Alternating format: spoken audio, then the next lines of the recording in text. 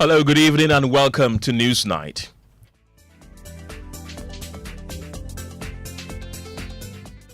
Well, the news is live on Joy 99.7 FM in Accra, Love 99.5 FM in Kumasi, and on over 30 affiliates across the country. Coming up tonight, Parliament's sitting abruptly adjourned following the passing of MP for Akwatia Ernest Kumi. Of the Leader of the House, that today's proceedings be terminated. Appeal to colleagues here and then Right Honorable Speaker, but we do take an adjournment.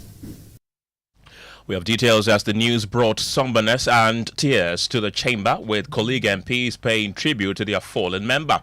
Also coming up tonight, Minority in Parliament defends record of the erstwhile Akufo-Addo government in the upstream petroleum sector as it touts several oil finds. The minority wishes to inform the Mahama administration that the following discoveries were made during the 8 years of the Akufo-Addo Bawumia administration. The Pecan Southeast, the contractor is Ake. It was discovered in 2018.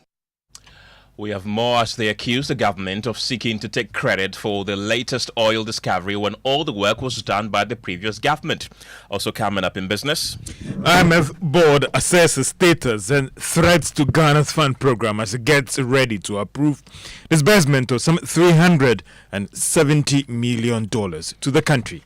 And in sports, Ghana's Black Queens beaten by defending champion South Africa in opening game of the 2024 Women's Africa Cup of Nations. And a bit later, MPP supporters threaten a naked demonstration at Yoko headquarters if former buffer stock boss Abdul Wahab Hanan is not released by close of day following his 13 days detention. We've got the latest of these and many other stories coming up tonight. My name is Kenneth Gyasi. Details now. And we begin on a rather sad note as Parliament was forced to suspend its activities today to mourn the sudden passing of Akwatia MP Ernest Kumi. The minority leader Alexander Fenyoma announced the MP's death and paid tribute to his promising political career, requesting the session's adjournment. All scheduled business, including bills and statements, were put on hold as MPs paid their respects. Alexander Fenyoma eulogized the MP as a politician full of promise and requested that the meeting is ended. Well, like we say, God knows best. The prayer of this House, quote, a country of righteousness where none shall wrong his neighbor, unquote. No one can ever say that in his few months in this chamber, he was controversial or wronged colleagues. He was always there, seeing him every day happy and all. Mr. Speaker, this House is aware that today we programmed a couple of business. The majority leader informed us last week of business for this week. It is the prayer of this side of the House, the NPP Minority Caucus, of 88, regrettably -1, to pray with the indulgence of the Leader of the House that today's proceedings be terminated as we observe a minute of silence in his honor. Mr. Speaker, it's a very sad day. Sad day to a family, to a constituency, to democracy, to Parliament, and to the people of God. We know not when any of us may receive the summons. Colleagues, let's take heart and continue with our service to Mother God. Mr. Speaker, I appreciate this treasure space to break this unfortunate news. I do so with a lot of regrets and a lot of hesitation, but it's my duty to be the bearer of it. That right there is the minority leader Alexander Fenyoma, and may his soul rest in peace and may his memory be a blessing. But Parliamentary Affairs correspondent Kweku Asante joins me in the studio with some more. Kweku, how did the majority leader respond to this? Well, he was not opposed to that request that the House be stood down because of the very somber mood in the House with a lot of MPs already in tears, actually. Here's what he said about the late MP. And arguably this is one of the saddest days of this House. But I didn't believe it. I just thought, in this our politics. sometimes people put out all sort of things. So I just thought it was. And then I got another message that said, leader is serious. It's true. Very bright, as minority leader has presented vividly. Within a short period, he had strung a number of degrees in diverse fields of study, showing that this is a very studious young man. So this is a young man full of promise for the store of knowledge, intellect, promise for store of energy that this house needs to sustain it.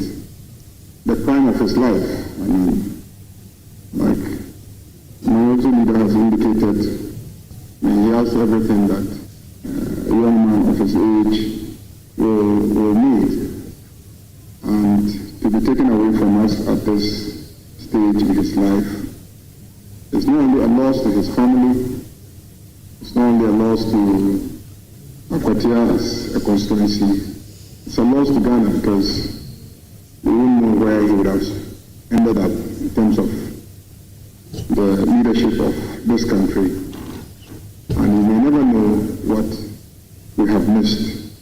I believe that this house has suffered a terrible blow. Appeal to colleagues here and then right honorable speaker. But we do take an adjournment for today, and tomorrow we can come back and put ourselves together to be able to conduct public business. I know this is not a time for reading tributes. The family is still struggling to come to terms with what has happened. His constituency is still struggling to come to terms with what has happened. And it is not the minority caucus that has lost. It is this parliament that has lost. And a minute silence was held in his honor. Honourable members, may we observe a minute silence.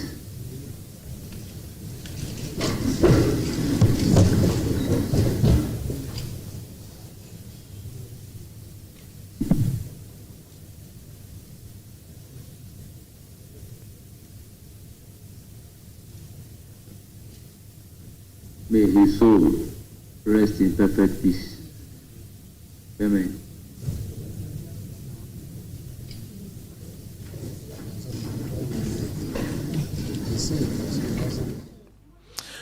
I still have Parliamentary Affairs correspondent Kuku Asante in the studio with me. Kuku, briefly, what do we know about Ernest Kumi, and what will happen next in terms of filling his seat? So in terms of his private life, very little is known, but we do know that, in fact, he was studying to become a lawyer, and in fact, some friends have already paid tribute to him as somebody that they expected to become a lawyer pretty soon. But he entered Parliament under a lot of controversy. Those who followed will recall on the 7th of January how the clerk to Parliament did read an injunction that had been secured against his swearing in, and he insisting that he be sworn in. Eventually, he was sworn in, and weeks after that, the court in Koforidua actually convicted him of contempt and was preparing to sentence him before he did file some actions at the Supreme Court, and eventually got that conviction overturned. He was a man of very few words in Parliament. In fact, he did contribute to one statement sometime, and then he also intended to make his own statements, but the majority at the time blocked him because they said he had been convicted by a court, and for which reason they did not recognize him. And so he was not allowed to make that statement on the floor of the House. You know, he's survived by 3 kids and a wife, and the majority leader did mention that in the speech.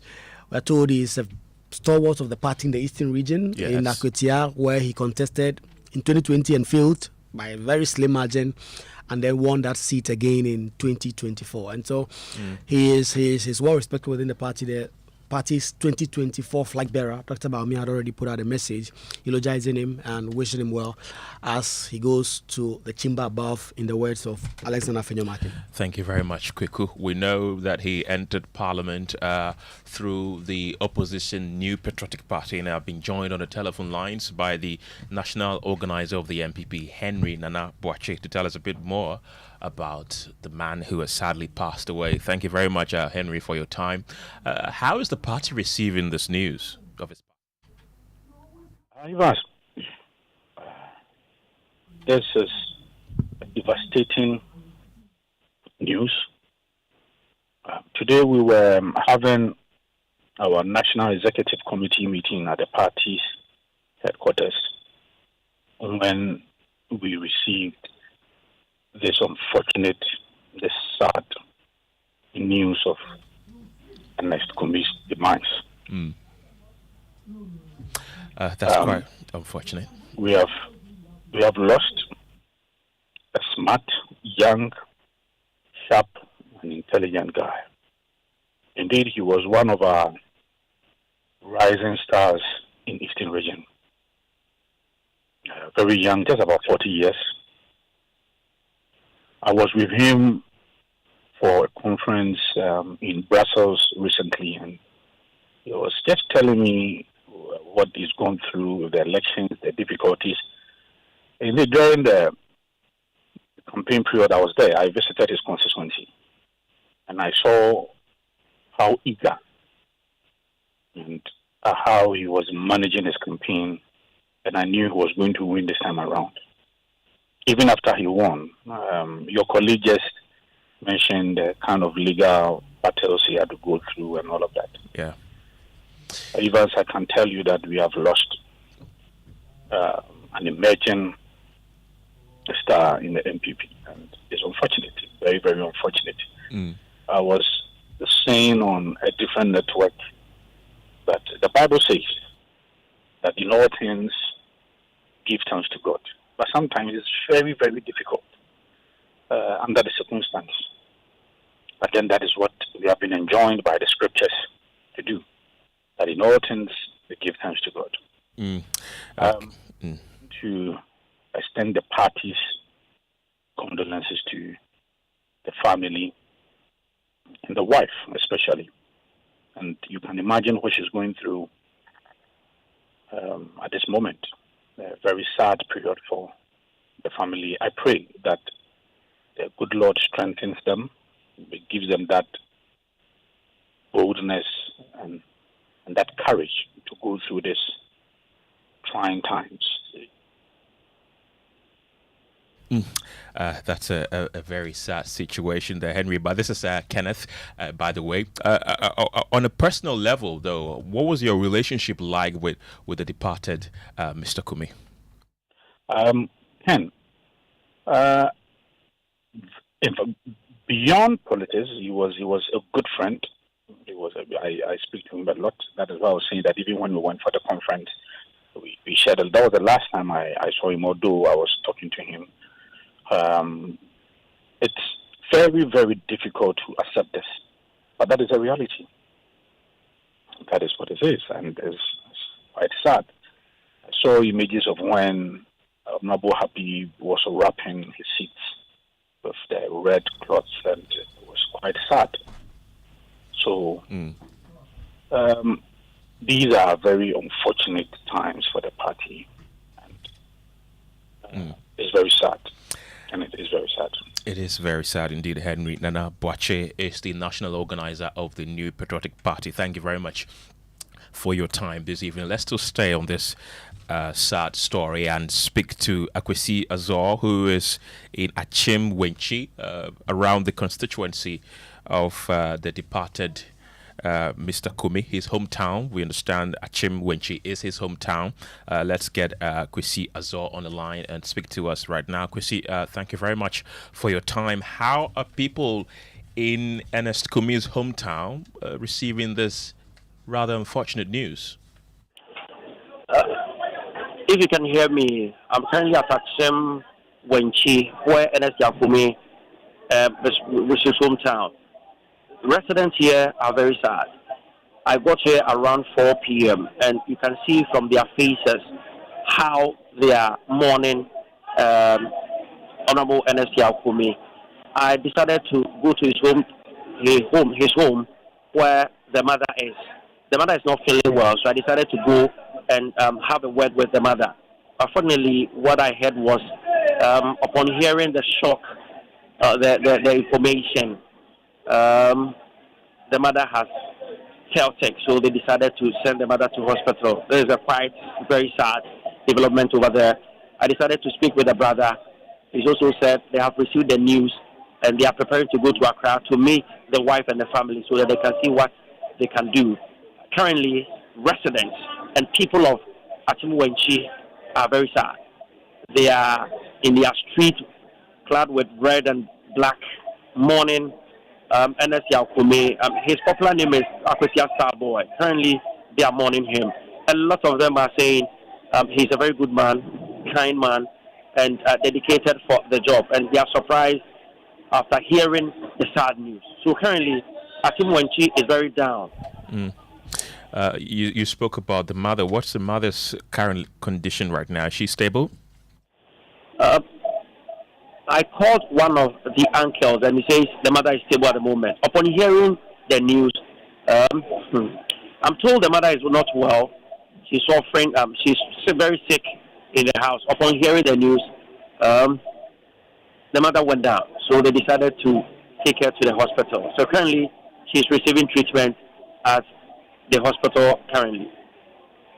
Okay, Kwesi Azor is a reporter at Achimwenchi, the hometown of the departed Ernest Kumi there, bringing us up to speed with how the mood really is in that particular area, how they are receiving the sad development of his passing. You can also join the conversation live on our WhatsApp platform is 055 1111997. Let's still stay in Parliament, but this time on a different matter, as the minority in the House is defending the record of the erstwhile Akufo-Addo government in the upstream petroleum sector. Following the announcement of the new Eban Akuma oil and gas discovery, some persons in government have claimed the previous government collapsed the upstream petroleum sector. But addressing a news conference in Parliament, Deputy Ranking Member on the Energy Committee, Collins Adomako Mensah, highlighted a number of developments in the sector, which he attributes to the previous Akufo-Addo government's foresight. In Ghana's upstream petroleum industry, it is a contract or operator that has the duty of informing the state of the outcome of any approved appraisal program. That is what ENI did recently. The Mahama administration, for self-serving purposes, has sought to covet this normal reporting to a fanfare whose cause is attributable to it, even though it is barely 7 months in office. The Mahama administration ought to learn that the upstream sector requires a lot of patience and deliberate planning whose results are not attainable in such non-existent record times as it has disingenuously sought to communicate on the premises of statements of doubtful validity. For the record, the minority wishes to inform the Mahama administration that the following discoveries were made during the 8 years of the Akufo-Addo Bawumia administration. The Pecan Southeast, the contractor is Ake. It was discovered in 2018. It is projected. Initial estimated volume is 10 million barrels of oil. The Nyankom 1X AGM, discovered in 2019. Initial estimate is 168 million barrels. The Afina 1X Springfield, discovered in 2019. Initial estimation is 150 to 300 million barrels of oil. The Akuma 1X ENI, which is what we are talking about now, also discovered in 2019. The Eban 1X 2021. The above table showing the discoveries will reveal that between 2018 and 2022, a total of 7 discoveries out of 6 wells drilled were made.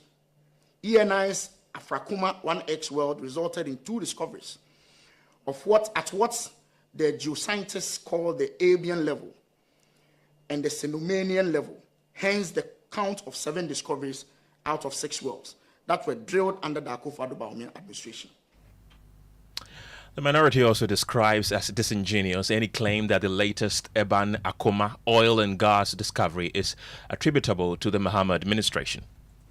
It is instructive to note that both the Akoma and Eban discoveries were made under Akufo-Addo Bawumia administration and were among other discoveries made under that administration as a result of a deliberate plan for reserve replacement. The Akoma and Eban discoveries were all made within Cape 3 Point, Block 4 contract area under the Cape 3 Point CPT Block 4 Petroleum Agreement, which came to Parliament. ENI, as required by the CTP Block 4 Petroleum Agreement, formally issued 2 separate notices of discovery to the then Ministry of Energy, the Petroleum Commission, and the Ghana National Petroleum Corporation. These discoveries were also announced or published by sections of the Ghanaian media. As provided for by the CTP Block 4 Petroleum Agreement, ENI is to meet its obligation to conduct appraisals of each of the 2 discoveries. Of each of the 2 discoveries, which is Akoma and Eban, requested the Akufo-Addo administration, Bawumia administration, to be permitted to effect a single but joint appraisal of the 2 discoveries to save costs and also fast-track the appraisal program to result in a shorter field development to production cycle in the event that the discoveries are found to be commercial upon appraisal. Minority wonders how the Mahama administration, that had nothing to do with the drilling of the Akoma and Eban exploration wells, as well as approval of the appraisal program of the 2 discoveries, will all of a sudden claim that the results of an Akufo-Addo Bawumia administration approved appraisal program that has resulted in the declaration of commerciality are a credit to it. That right there is the Deputy Ranking Member on the Energy Committee, Collins Adumako Mensah. Let's get on the telephone lines and speak to the spokesperson and Head of Communications at the Energy Ministry, Richmond Roxon. Thank you very much for your time this evening. The minority seems not to be happy. They say it is disingenuous that any claim that the latest Eban Akoma oil and discovery is attributable to the Mahama administration. Do they have a point? Good evening, Evans, and good evening to your... This is Kenneth, by the way. Oh, sorry, Kenneth, sorry. Good evening to you. If there's anyone or any party that is engaging in that some level of disingenuity, it will be the New Patriotic Party and the minority. The first point that has to be made is that you would notice that carefully, whilst they were on with their press conference, they failed to mention or refer to the specific date that the Petroleum Agreement was signed. The Cape 3 Point Block 4, which covers 1,127 square kilometers, which is a joint venture between ENI and Ghana, Vitor Upstream, Woodfield, Local, and GMP, was signed in April 2016. The effective date actually was 14th April 2016. They, as a party at the time, opposed this in Parliament when it was supposed to be ratified. In fact, before this, ENI and government together with GMPC and Vitor were doing an offshore Cape 3 Point, which had to do with Sankofa and Sankofa fields. They opposed that as well. And together, they even petitioned the Italian Prime Minister at the time and accused the Mahama government that it had inflated the contract. So I'm surprised that they are so eager to claim credit for where they did so. They played absolutely no role when it comes to these discoveries. The point also must be made that under their administration, they made Upstream very hostile. And these are facts. You had a lot of super majors coming to Ghana, and eventually leave the country. You had our exploration efforts stall and our reserves decline. That is their record. So they should not seek to score political points when there is none. I wish they were on the call. Would have asked them whether they signed the Petroleum agreement. If they signed the Petroleum, or they give the license to the joint venture parties. That's not what they did. That was done, like I mentioned, as far back as 2016. And the minister that signed the Petroleum agreement was Emmanuel Ofiamabua, who was Petroleum minister at the time. Okay. Roxanne, so how will this new discovery help the upstream petroleum sector? The first point is that it's good news for Ghana. In the last few years, we've had our upstream facing significant challenges. And you will recall that at the point under the previous administration, there was even a utilization directive that was issued for ENI, which became a subject of litigation in Ghanaian courts and also arbitration. These developments mean that the government is ready and willing to welcome all players into the sector. The government is creating the enabling environment to ensure that our resources are used for the people of Ghana. To ensure, as government led by the minister responsible for energy and green transition, Honorable Jinabo, and also the president, to create the environment where exploration goes on, will increase building opportunities, which is something that in the last few weeks we've also seen ENI and Kano as well. Right. So it's generally good news for the country, and it's good that we are becoming the darling of investors again. Roxanne, there have been several concerns that the petroleum sector is infiltrated with a lot of foreigners. With the discovery of, with this new discovery, are we going to see the involvement of more local participation? So the first, in fact, when you look at the partners, we have local companies in there already. We have Woodfields. Woodfields is a local company. GMP is Ghanaian is a state institution. We have a local, which is a subsidiary.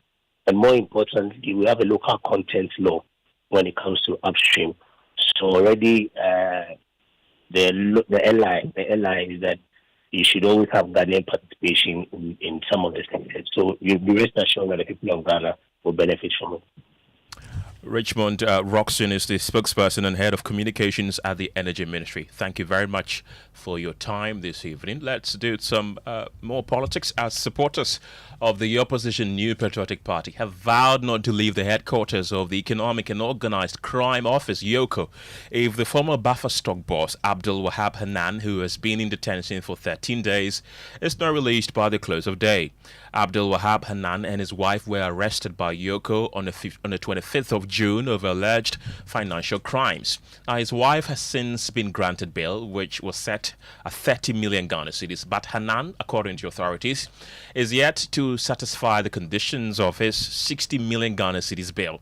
Well, former Greater Accra regional youth organizer of the party, Moses Abo, said his continuous detention in YOCO custody was unlawful and threatened a naked demonstration. First of all, he has met the bail condition. This is politics. They are playing as politics. We have met the bail condition, even more than that, but they are showing us power. Nobody is even answering the call. The boss and his deputy, we've been calling them since 2 days ago. They are not answering the call. Our lawyer was here Saturday. We knew very well that Saturday we were going home with our brother. But unfortunately, we didn't have him. And he's still there till now, 13 days. All I want to tell this country is that, look, Ghana is not for NDC. Ghana is for all of us. 3 years is just around the corner. And Ghanaians will decide. Also, I'm calling on the religious body, international communities, Peace Council, that what is going on is not good for this country. Ghana is not like this. And look at how Raymond Archer is treating us.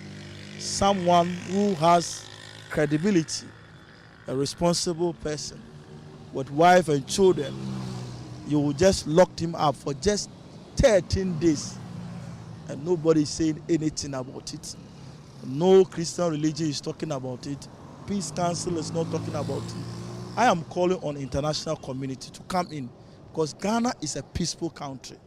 If care is not taken, people may advise themselves. They are doing this to silence our party. They are doing this to put fear and panic in some of our leaders. But we are telling them that, look, no matter what they will do, MPP, we are united. We are coming like Kakai.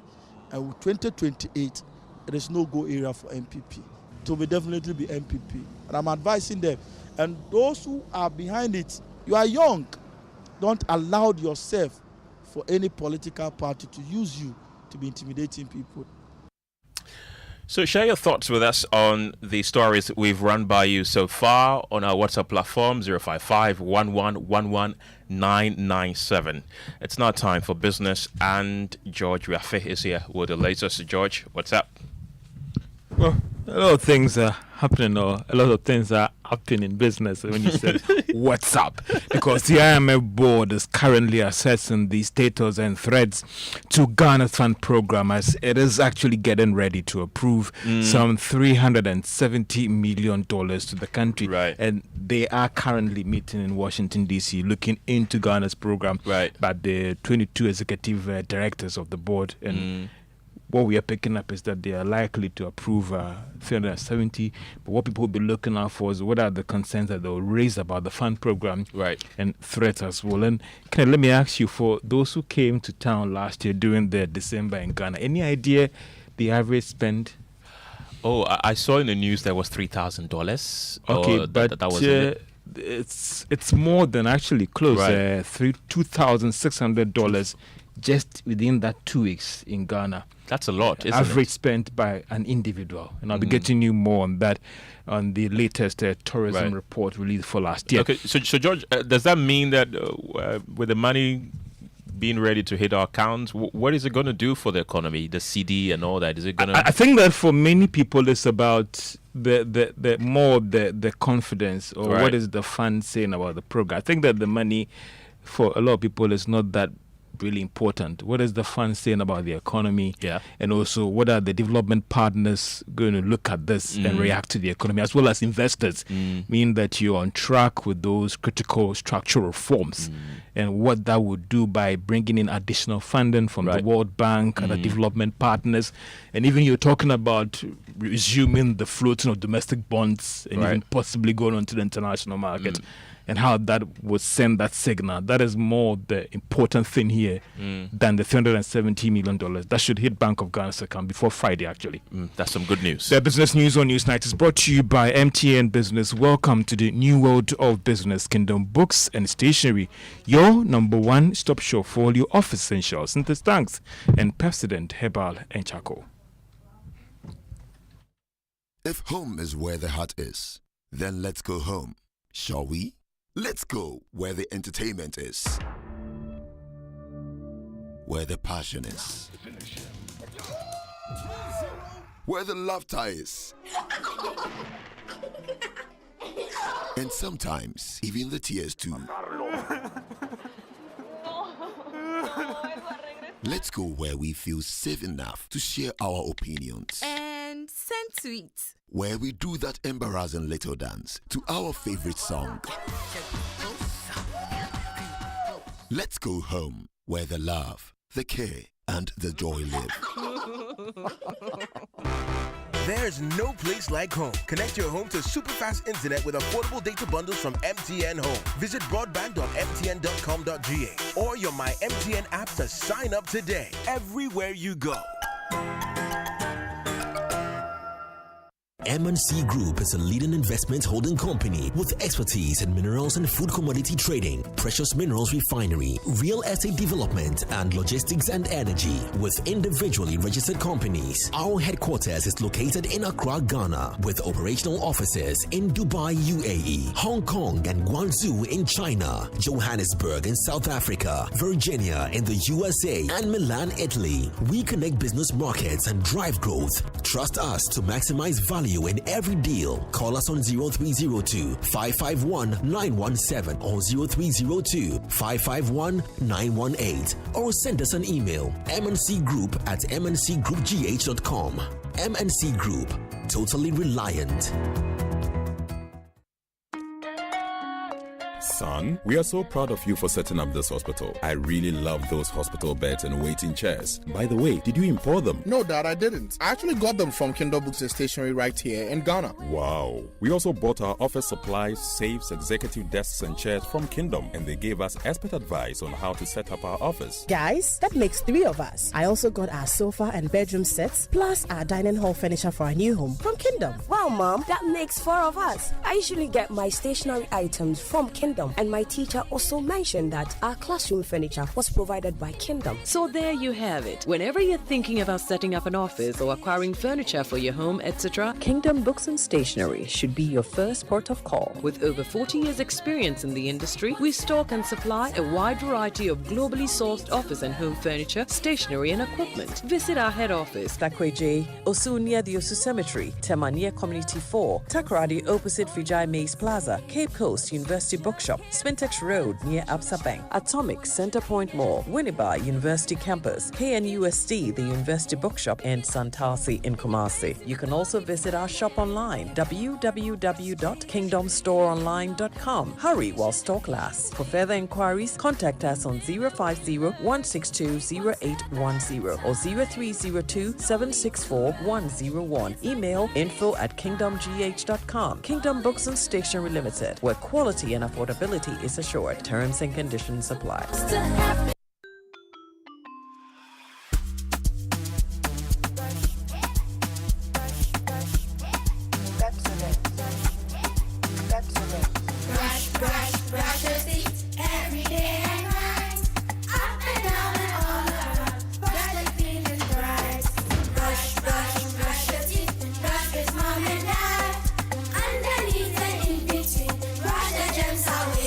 Pepsodent, cavity protection.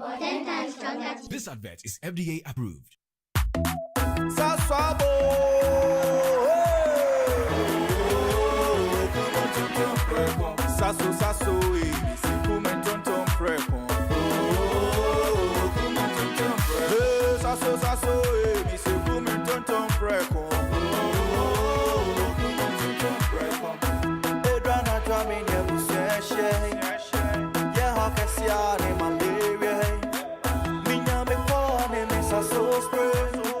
Every mosquito standing run away. Oh, come on, tonton preko. Sasso, me say come on, tonton preko.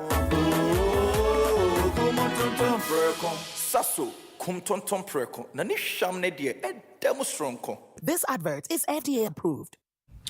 You're welcome back to Business on Newsnight. Now, the IMF board is currently scrutinizing Ghana's program with the fund by its executive directors in Washington, D.C.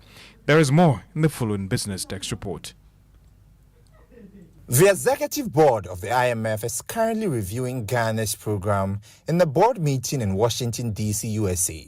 The country's program is before the executive directors after Ghana reached a staff-level agreement with the government of Ghana in April this year. Persons close to the board have indicated that Ghana will pass the assessment. This is because they have met almost all the critical targets needed. Again, we understand it is often hard for a country's program to be submitted and it would not get the necessary approvals. This is also because of the work that the staff of the IMF does even before the executive board meets to scrutinize the program performance of a member country. Well, another important thing that many will be looking out for will be whether there are any threats to Ghana's program and whether government may have to implement additional measures to help stabilize the economy and whether we are on track to complete the program in May 2026.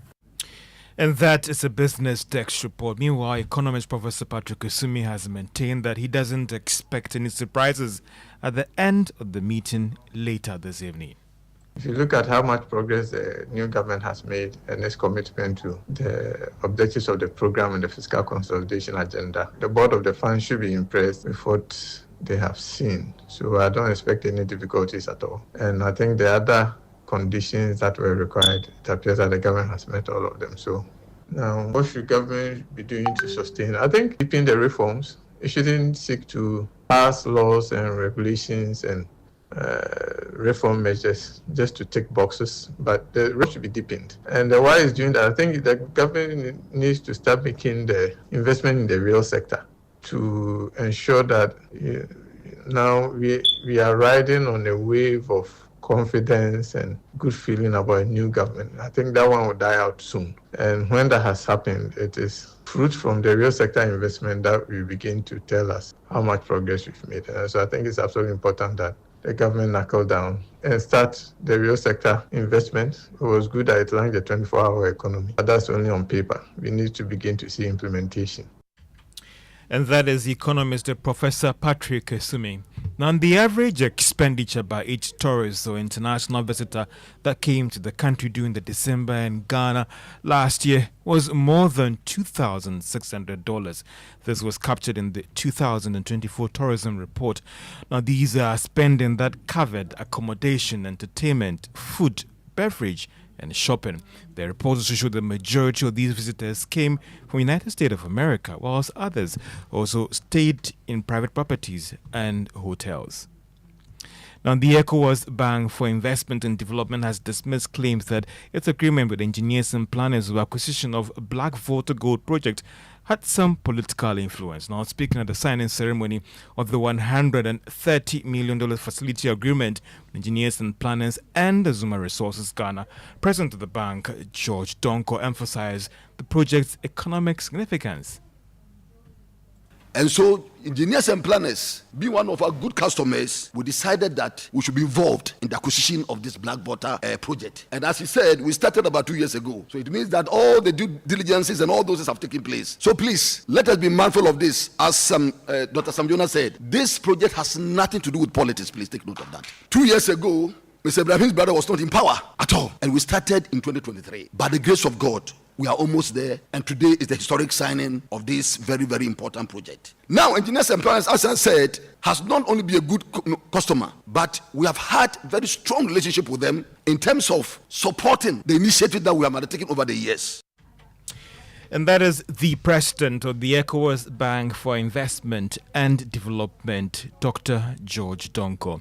Now, the former General Secretary of the Trades Union Congress, Dr. Anthony Yalba, has been appointed as the new chairman of the reconstituted 7-member board of the Ghana Statistical Service. Now, other members of the board include the government statistician, Dr. Hassan Idrisu, also the director of research at the Ministry of Finance, Nelly Miraku, and also the First Deputy Governor of the Bank of Ghana, Dr. Zachary Mumuni, also is on the board of the reconstituted of the Ghana Statistical Service. Now, inaugurating the board, the Deputy Minister of Finance actually charged them to strengthen the statistical system currently in the country use and gathering data on the economy and even inflation as well. Let's turn our attention to the stock market.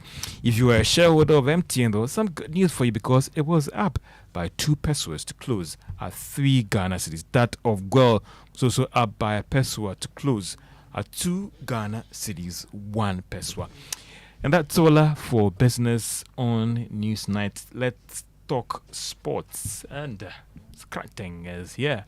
Yeah, in the news, Ghana's Black Queens were beaten by defending champion South Africa in the opening game of the 2024 Women's Africa Cup of Nations. 2 quick-fire goals in the first half from Linda Motalo and Jermaine Seposenwe were enough to claim a 2-0 win for the South Africans. Ghana, who are making a return to the competition for the first time since 2018, will be hoping to get positive results against Mali and Tanzania in their other Group C games in order to stand a chance of qualifying to the knockout rounds. In other stories, Sports Minister Kofi Adams has issued a strong warning to individuals encroaching on lands around the Botiman Sports Complex, urging them to vacate immediately.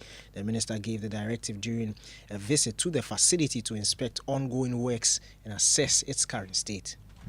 I want to send a message to all those who either are paying for land in this area, this space, from where the wall is for the facilities all the way to the stream, which serves as a boundary for the land acquired from University of Ghana by government for the purposes of developing sports infrastructure, not to continue with the transaction.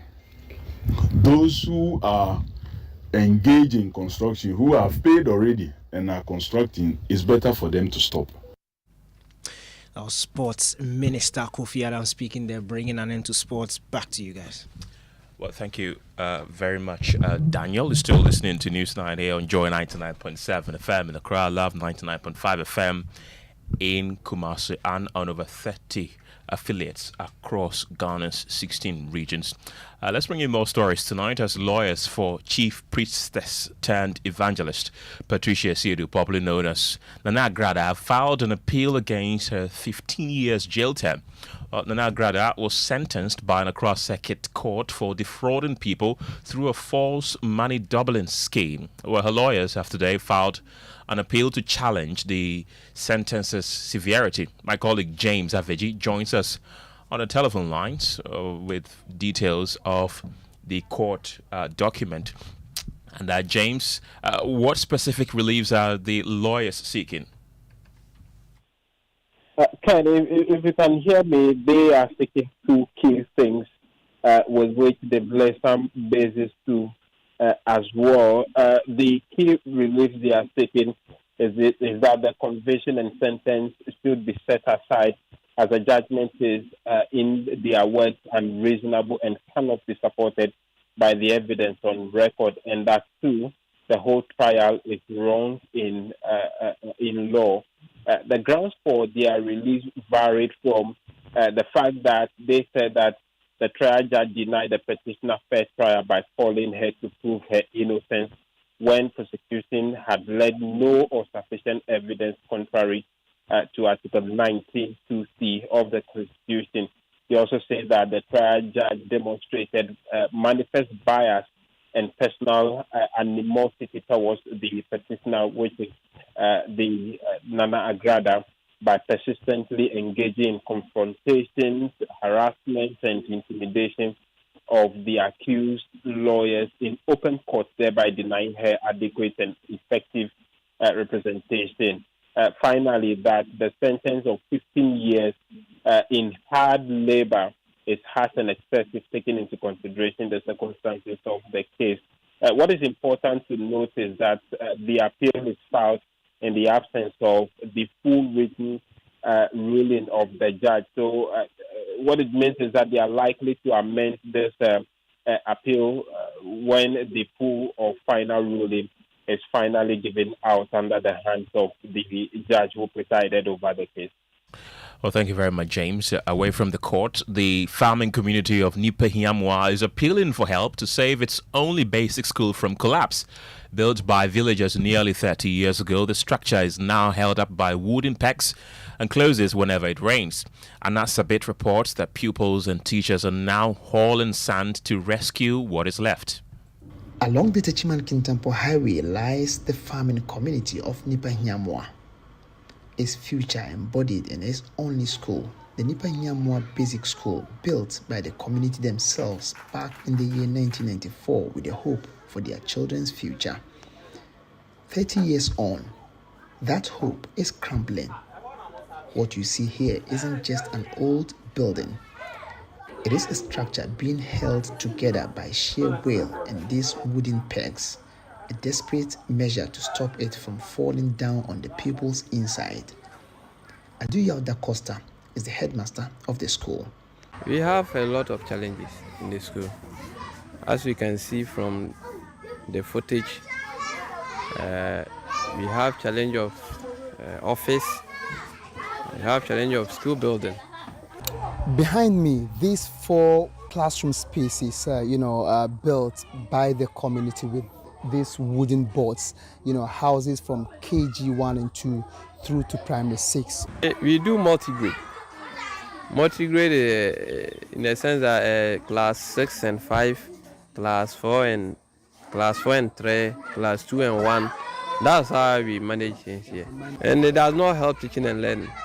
Well, and so that huge mango tree there is the staff common room. It serves as the office space also. But the sad aspect of the whole situation is that where to keep teaching and learning materials is a huge challenge. Where to even keep our school materials, especially teaching and learning materials.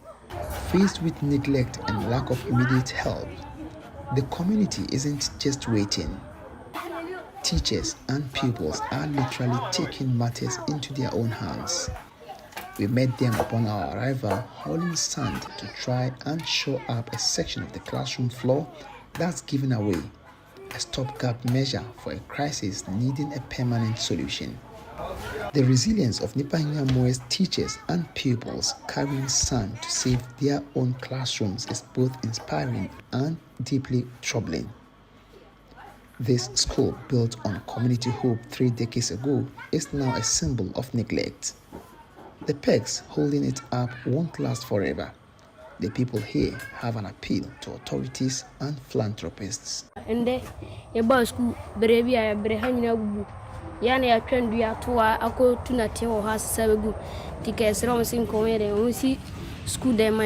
This community seriously needs help, and someone somewhere watching us now needs to come to their aid to help rescue the futures of these young ones here.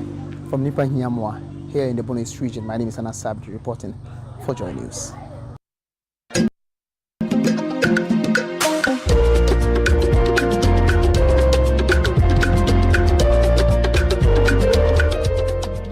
They are the reigning Central Regional champions, and they just sent another bold reminder of why. Judicial College, defending their title, has delivered a commanding performance in their opening contest, recording the highest score so far in the regional qualifiers. But while Adisco's win drew cheers, it was heartbreak once again for Holy Child School.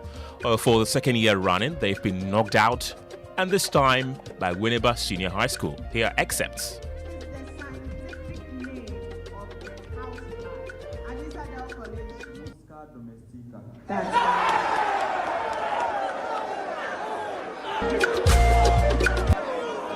Too soft. We don't. It wasn't a contest at all.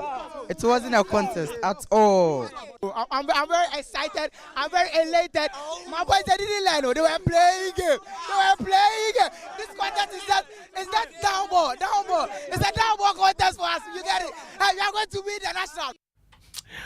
It must certainly have been fun, but let's get on the telephone lines and speak to our man and woman on the ground for us for the NSMQ. We have Adobia Sare in the Western region. We also have Collins Frimpong in the Bono region. Let me start with you, Adobia. We know that Adisodel has won and Holy Child is out, but what else don't we know? Well, let me start from Kenneth. The 2025 National Science and Math Quiz Central Regional Qualifiers continues unupdated. The theme is it's intense, it's electrifying. Only 3 slots were available today, and 15 schools had to battle for them.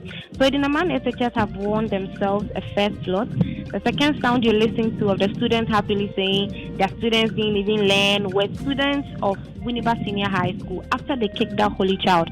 Holy Child, for the second consecutive time, has been kicked out of the contest. They did their best, but unfortunately it wasn't enough. And since they didn't score 40 points, they won't even participate in the national level. Now, reigning regional champions, that's Adizadel College, crowned the day with a very beautiful showdown. They scored 85 points, Ken, which is the highest recorded so far since the competition began. Now, they say they are claiming this year's regional championship title again, and not only that, they are coming for the national championship title as well. So today has been eventful, seeing all these schools work so hard to win. But of course, only 3 slots were available. So 3 of them won, and 12 of them definitely have to go home. Right. Going to work hard to come next year, Ken. Better luck next time to them. Thank you very much, Adobia. Well, Collins has left the Bono region and headed to the Upper West region. Collins, thank you very much for joining us tonight. But how was it like in the Upper West region? Who won and who is going home? It's an interesting thing over here in the Upper West region where we had 5 qualifying.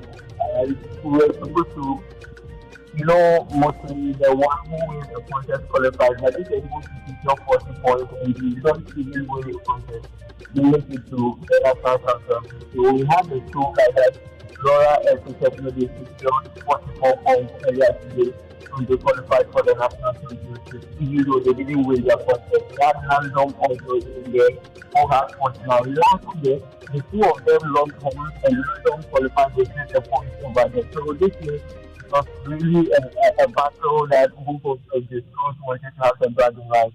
other contests also happen. We all know our own vaccine around Amamota, YMC, and the interesting part is all the three contestants that we were on stage, none of them had biology background over there. So it wasn't a difficult thing for them to think that they've been studying the biology on their own. So it was an interesting thing.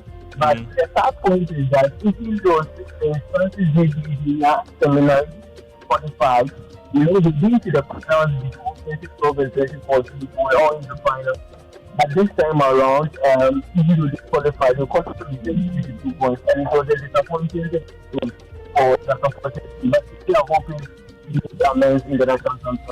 Collins Frimpo from the Upper West region. Thank you very much. Be sure to catch everything NSMQ on Joy News, Joy 99.7 FM, and across our various social media platforms.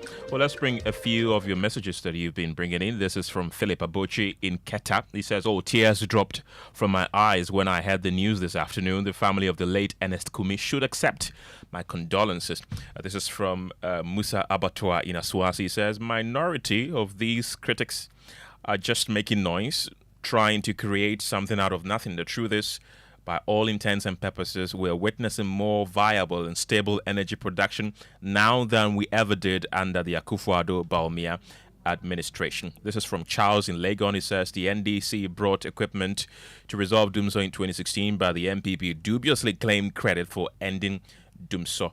And this one is from Kotoka Carriage in Aloga, Lashibi in the Volta region. It says, this is indeed very devastating news about the untimely demise of Ernest Kumi. And those are a few of your messages you have been sharing with us. Let's head to the Ashanti region now, where the Komfo-Anokye Teaching Hospital in Kumasi is urgently seeking to build a catheterization laboratory after the tragic death of one of its emergency physicians, Kwame Edu Ofori. Dr. Ofori suffered a heart attack, and despite his colleagues' efforts to save him, they couldn't perform the necessary procedure to open the blocked blood vessel due to the absence of a cath laboratory at the hospital. He was being transported to Accra for treatment, but sadly passed away en route. The lack of this critical facility has raised concerns about Ghana's medical infrastructure, particularly in public health services. Emmanuel Bright-Kweku reports. It was a gloomy weekend at Ghana's second largest teaching hospital, the Komfo-Anokye Teaching Hospital, after health professionals watched helplessly to seek urgent medical attention for a colleague who suffered a myocardial infarction, otherwise known as heart attack. A specialized area to perform a minimally invasive procedure to diagnose and treat an obstructed blood vessel to his heart was missing at Ashanti region's foremost hospital. Despite immediate response to stabilize him before being transported to the national capital for proper care, he died on the way. The CEO of CATH, Dr. Pakwesi Beidou, recounts moments of the unfortunate demise. 3 consultants accompanied him to the airport, and then 1 specialist and 2 critical care nurses accompanied him on the flight to Accra.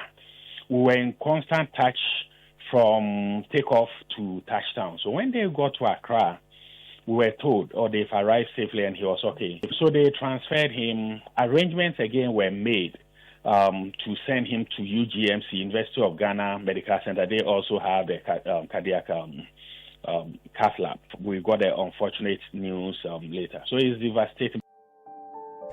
Dr. Kwame Edu Ofori, before his passing, was an emergency physician at the hospital who contributed actively to providing emergency medical care to critically ill patients, but sadly couldn't save himself. Despite calls for successive governments to construct a cath lab for the facility, it has fallen on deaf ears. We have 2. The monoplanar, biplanar, these are technical terms. The best one is the biplanar, is able to do everything. And it costs between $1.2 to $1.5 million. The ministry is working on it. NHIA boss, Dr. Victor Bampo, and the team are working on it. In fact, this morning they are having a meeting to make sure we have one again in Kolebu, one in Kumasi, and one in Tamale. And it's a matter of urgency. The similar situation is mirrored in public health facilities across other regions in the country. The construction of the facility will be the first and foremost in the 67 years of existence of the hospital, serving the Ashanti region and the northern part of Ghana. The unfortunate incident has since ignited concerns amongst workers at the hospital on the inadequate medical infrastructure. Well, that's it for News Tonight. Thank you very much for being a part of the show. My name is Kenneth Gyasi. Have a good night.